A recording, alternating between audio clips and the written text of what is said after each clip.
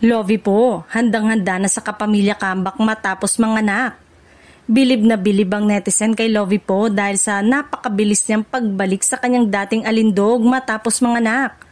Wala pang 2 buwan mula nang isilang niya ang baby girl nila ng kanyang mister. Pero heto na at muli niyang ibinida ang kanyang tone abs at fit na figure.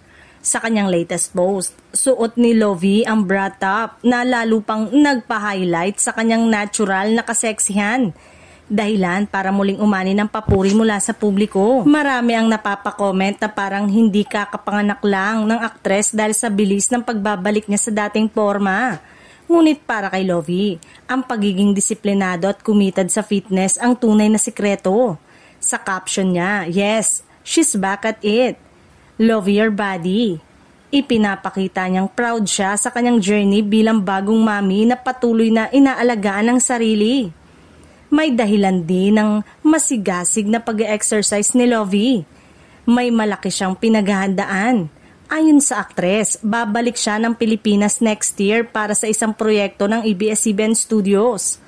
Nabanggit niya na bahagi ito ng kanyang professional commitment bilang kapamilya.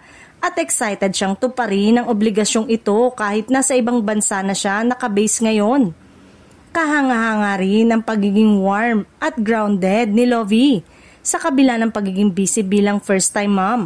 Mabilis pa rin siyang mag-reply sa mga bumabati at nagbe-message sa kanya. Kamakailan, nang mabati siya ng Happy Thanksgiving, agad siyang nagpasalamat. Isang simpleng gesture na pinahahalagahan ng marami dahil nagpapakita ng kanyang pagiging down to earth.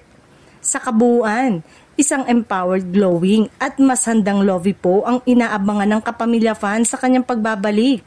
Mula sa mabilis na post, pregnancy, transformation hanggang sa dedication niya sa upcoming project. Malinaw na hindi lamang siya bumabalik, mas level up na Lovie ang makikita ng lahat.